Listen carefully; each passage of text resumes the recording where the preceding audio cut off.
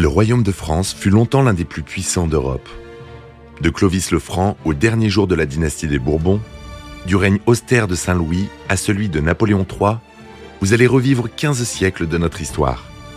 Nous allons vous raconter les monarques français entre conflits, trahisons, rivalités et alliances.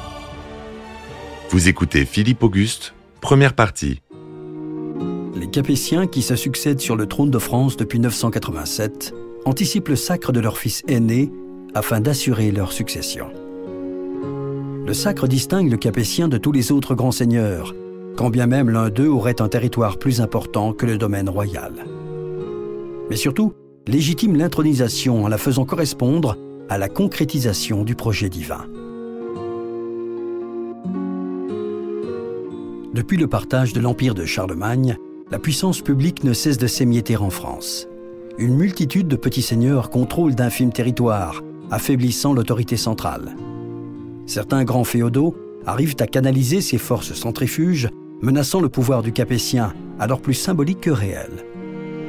Mais la logique de la pyramide féodale donne la possibilité au roi des Francs, de fief en fief, de grands vassaux en grands vassaux, de faire remonter la réalité du pouvoir jusqu'à lui. Deux événements majeurs dans la deuxième moitié du XIe siècle changent la donne. La première croisade voit de grands féodaux français créer des États latins en Terre Sainte. Et en 1066, le duc de Normandie Guillaume le Conquérant envahit l'Angleterre et déplace du même coup outre-Manche la pyramide féodale en cours d'élaboration. 1066, c'est Guillaume, le duc de Normandie, Guillaume le Bâtard, qui réussit la conquête de l'Angleterre et qui se fait couronner roi d'Angleterre à Westminster le 25 décembre de 1066. Michel de Decker, écrivain d'histoire. Alors pourquoi est-ce que c'est important? Parce que les héritiers de Guillaume vont s'associer au fameux Plantagenet et il va s'en suivre des dizaines et des dizaines d'années de guerre, de succession d'Angleterre, de provinces françaises, etc., etc. Cet événement est à l'origine de deux guerres de 100 ans, dont la première débute au milieu du XIIe siècle et dont les héros s'appellent Aliénor d'Aquitaine, Louis VII le Pieux, Henri II Plantagenet, Richard Cœur de Lion et Philippe II de France, dit Philippe Auguste.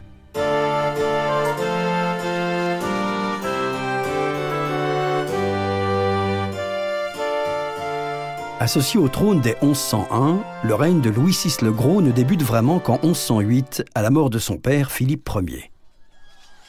S'il est vrai qu'il est batailleur et que l'épée à la main, il occupe la plus grande partie de son règne en chevauchées incessantes, il n'en est pas moins clairvoyant. Tout d'abord, la mise au pas de tous les hors-la-loi est essentielle. Son peuple a besoin de sa protection, le sacre l'y engage. Ensuite, parce qu'il s'appuie sur un conseiller prudent et habile, l'abbé de Saint-Denis suggère. L'image de Louis VI, véhiculée par ses actions de pacification et par le sens de la diplomatie de l'abbé Suger, lui permet en 1124 de résister à une coalition anglo-germanique. Tous ses vassaux se mobilisent pour sauvegarder le pouvoir du roi.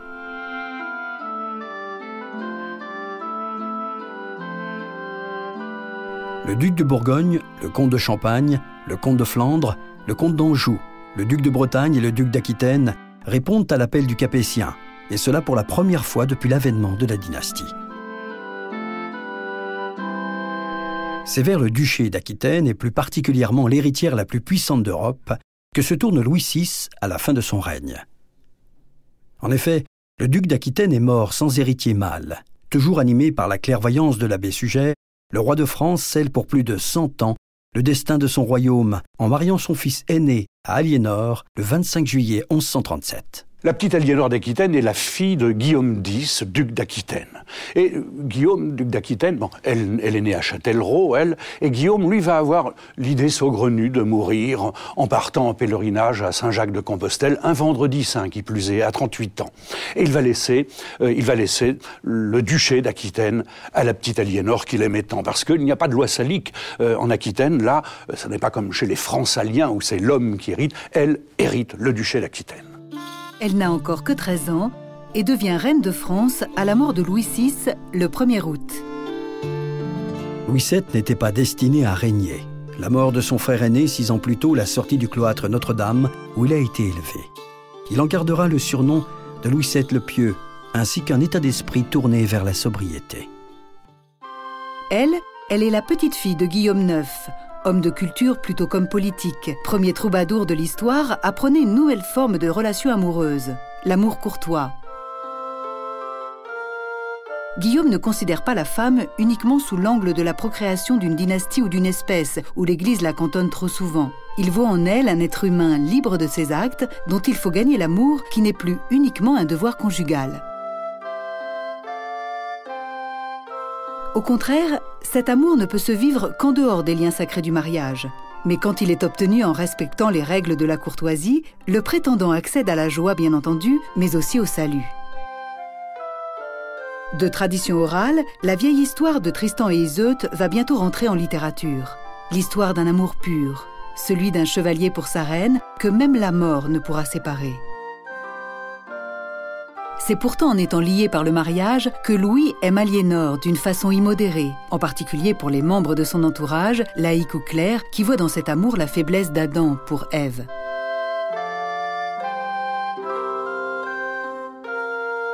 Dans le cadre de ce mariage éminemment politique, s'opère alors un choc des cultures, Languedoc et Languedoy. Celle de la France du Nord, centralisée autour de Saint-Denis et de Reims, une culture imprégnée de religiosité et d'austérité, et celle de la France du Sud, libérale et enthousiaste. Le domaine royal a presque triplé, mais il y a des contradictions à lever et des passions à canaliser.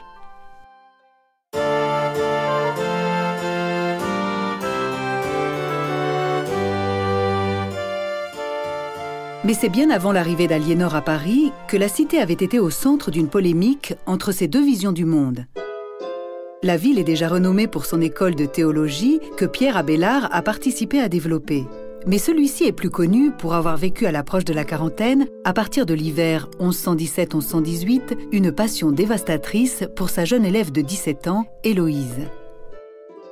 Abélard, c'est un théologien, un intellectuel, c'est quelqu'un qui n'est pas du tout attiré par la guerre, qui est né dans une famille aisée. Jean-François Beige, écrivain. Qui est très porté vers l'étude, vers les joies de l'esprit.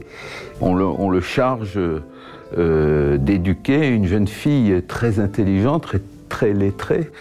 Héloïse, qui est la nièce du chanoine Fulbert, il y a une véritable histoire d'amour qui se passe entre eux. Évidemment, l'oncle chanoine n'apprécie pas du tout. Et ils veulent rentrer alors précipitamment tous les deux dans les ordres, mais Héloïse est enceinte, elle accouche d'un enfant qu'elle appellera Pierre Astrolabe, puis qui est confié à une nièce, on ne sait pas très bien ce qu'il est devenu. Abélard, afin de sauver l'honneur de la famille d'Héloïse, fut sommé de l'épouser. Mais c'est Héloïse qui s'y refusa, préférant Abélard libre qu'enfermé entre des liens matrimoniaux. Le mariage eut pourtant lieu tant les pressions sociales étaient fortes. Cela ne suffit pas à l'oncle d'Héloïse qui retrouva son honneur en faisant castrer Abélard.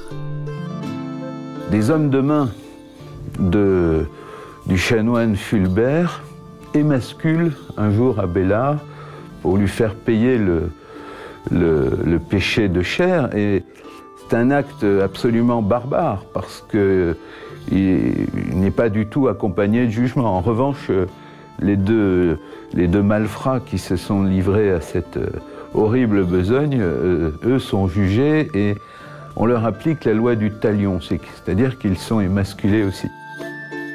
Il ne resta alors à celui-ci que l'écriture pour vivre ses passions. Sa vision du monde, où chaque individu pourrait avoir son mot à dire sur cette terre, heurte les sensibilités les plus traditionnalistes pour lesquelles l'individu n'est rien face à la collectivité, face à la chrétienté. La figure de proue de ce mouvement conservateur est l'abbé de Clairvaux. Bernard de Clairvaux va jouer un rôle important dans les premières années du mariage de Louis et d'Aliénor. Entre l'influence de celle-ci et les conseils avisés de l'abbé Suger, Louis délaisse progressivement la raison pour la passion. En 1141, son cousin, Raoul de Vermandois, alors âgé d'une cinquantaine d'années, s'éprend de Pétronille, la jeune sœur d'Aliénor à 15 ans. Raoul n'est pas libre et l'oncle de sa femme est le comte de Champagne. Pétronille est la petite sœur d'Aliénor d'Aquitaine et elle est follement amoureuse de Raoul de Vermandois. Michel de Decker, écrivain d'histoire. Eh oui, mais c'est un amour impossible, puisque Raoul de Vermandois est déjà marié à Éléonore de Blois. Bon, elle va demander, la petite Pétronille, elle va demander à Aliénor, sa grande sœur, et au mari d'Aliénor, le roi de France, Louis VII, de procéder à la dissolution du mariage, ce qu'ils vont faire d'ailleurs. Et oui, mais ça va contrarier férocement la famille de Raoul de Vermandois, et notamment son frère, qui va prendre les armes contre le roi de France. Le couple royal soutient l'annulation de ce mariage afin que Raoul épouse son Héloïse. Il persiste face au refus de l'Église et du pape et déclenche ainsi un conflit avec la Champagne.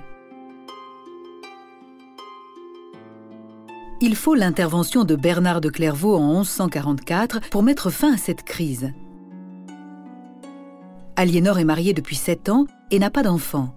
Il semble que la pression morale exercée par le moine, associée à l'angoisse de la reine qui n'est pas encore mère, ait poussé Aliénor à faire reculer Louis sur la plupart des causes du conflit.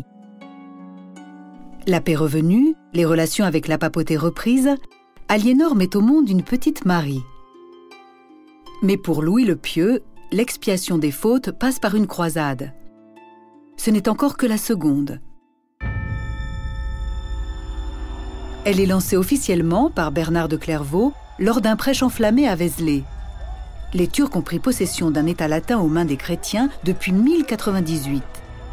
La deuxième croisade, qui était organisée avec des seigneurs, des chefs de guerre, des barons, qui ont tiré les leçons de la première croisade populaire, qui n'a pas été un grand succès, est une croisade à la fois militaire et religieuse. Et elle se passe avec l'autorisation des autorités religieuses, et en premier lieu du pape.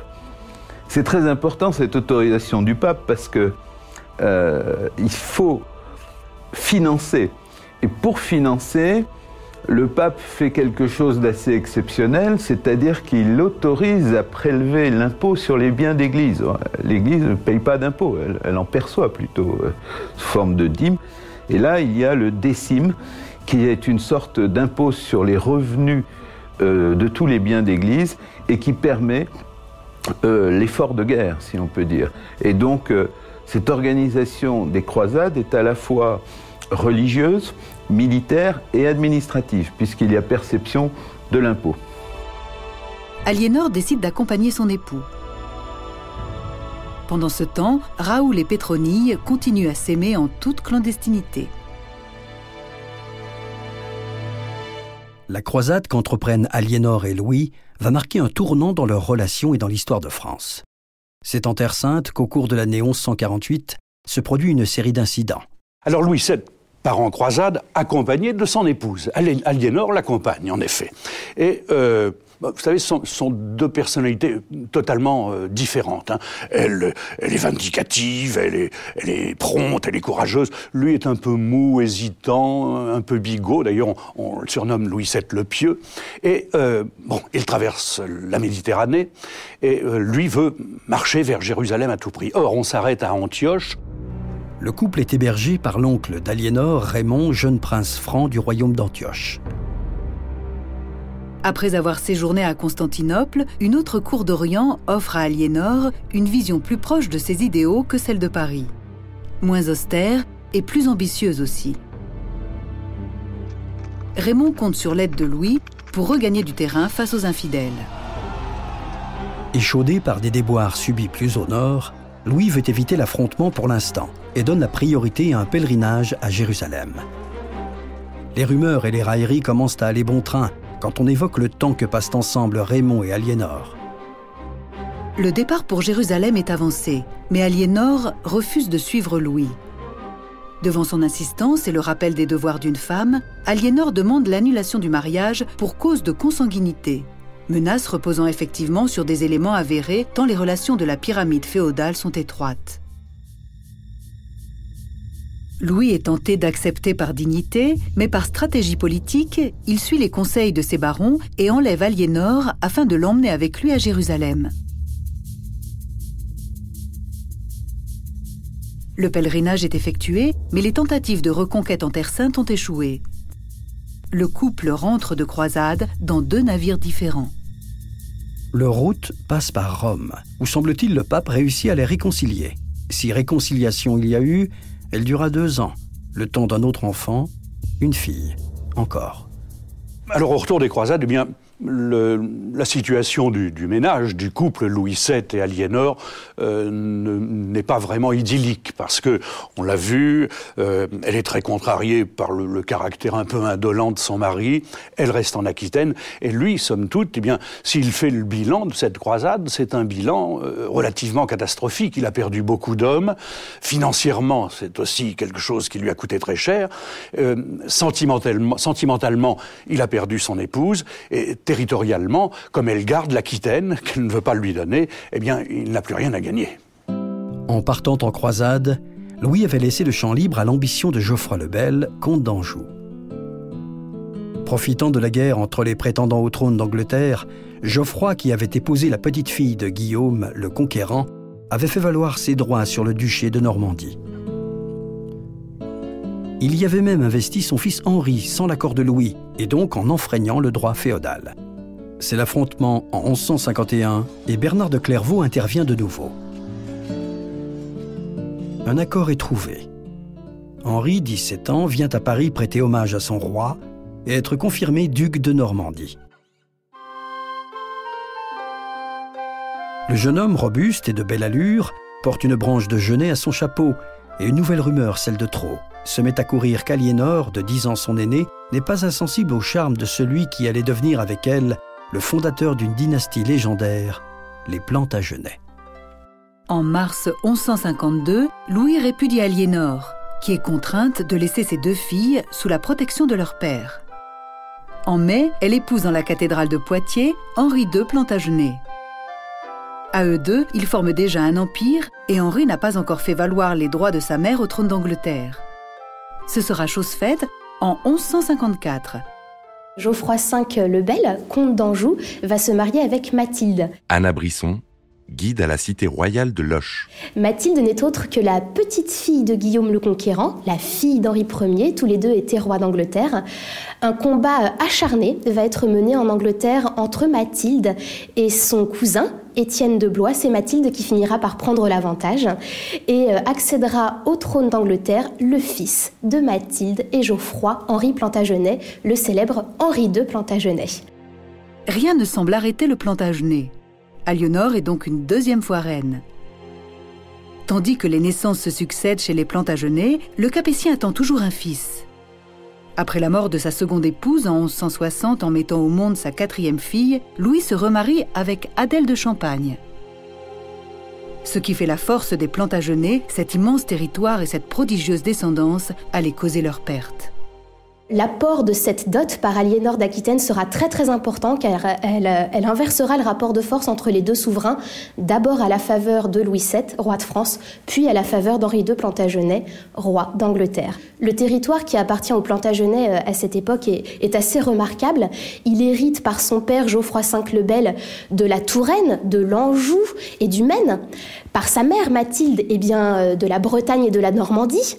Par sa femme, Aliénor d'Aquitaine, alors là de la Guyenne, l'Aquitaine qu'on connaît aujourd'hui, de l'Auvergne, de la Gascogne, du Poitou également, et puis au final de l'Angleterre dès son couronnement.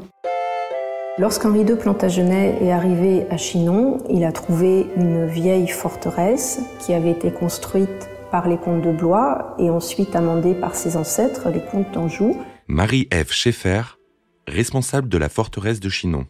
La transformation importante qu'il a effectuée à la forteresse de Chinon, c'est la construction d'un palais neuf, plus commode pour loger son administration et qui se trouvait sur le fort Saint-Georges.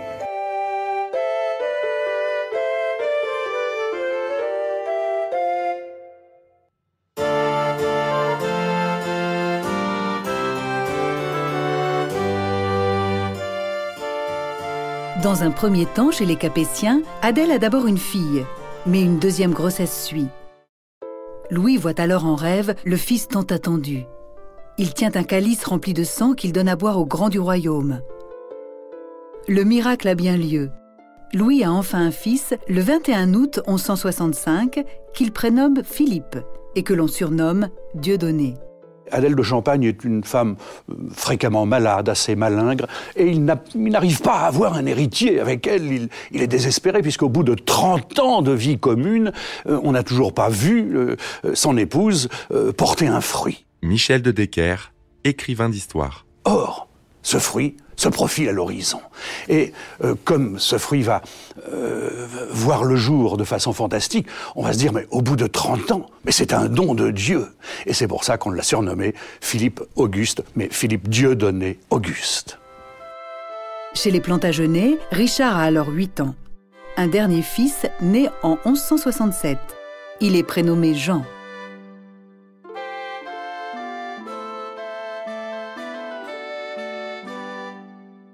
Les fils d'Aliénor grandissent et la reine est une épouse délaissée.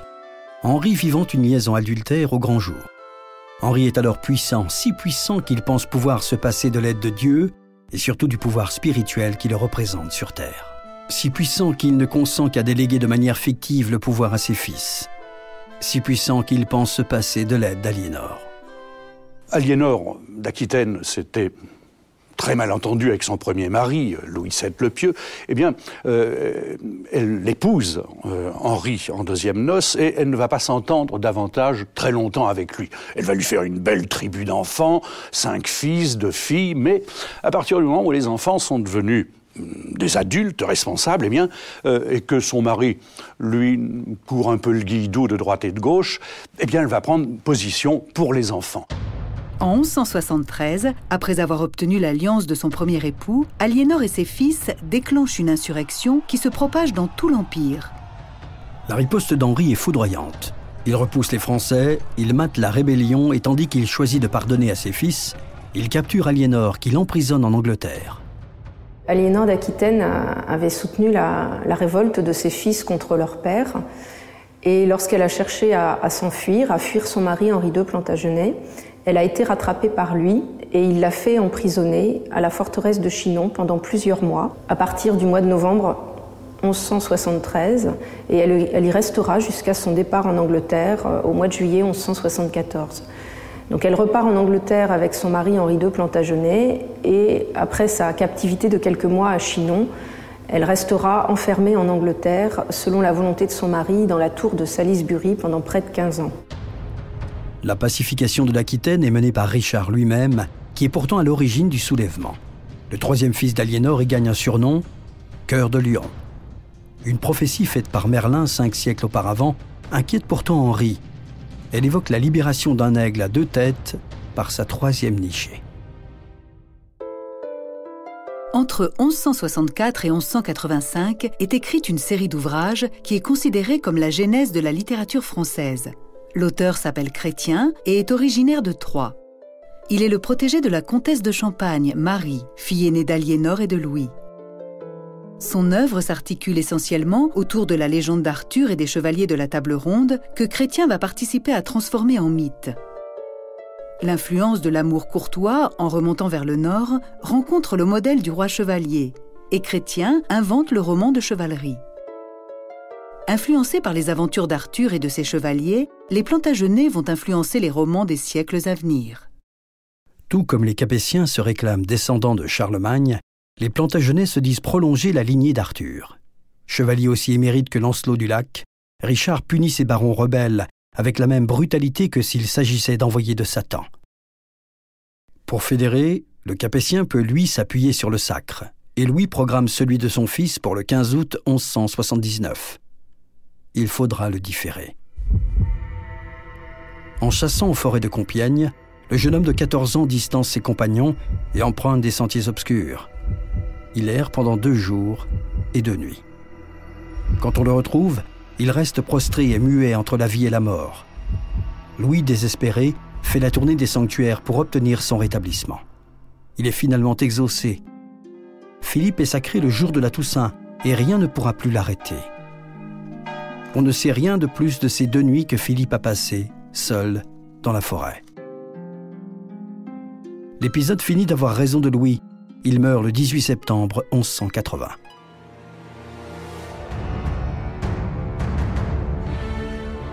Vous venez d'écouter Roi de France. Si vous avez aimé ce podcast, vous pouvez vous abonner sur votre plateforme de podcast préférée et suivre Initial Studio sur les réseaux sociaux. Roi de France est un podcast coproduit par Initial Studio et Merapi, adapté de la série documentaire audiovisuelle éponyme produite par Merapi. Cet épisode a été écrit par Thierry Bruand et Dominique Mougenot. Il a été réalisé par Dominique Mougenot. Production exécutive du podcast, Initial Studio. Production éditoriale, Sarah Koskiewicz et Mandy Lebourg, assistée de Sidonie Cotier. Montage, Camille Legras. Avec la voix de Morgane Perret.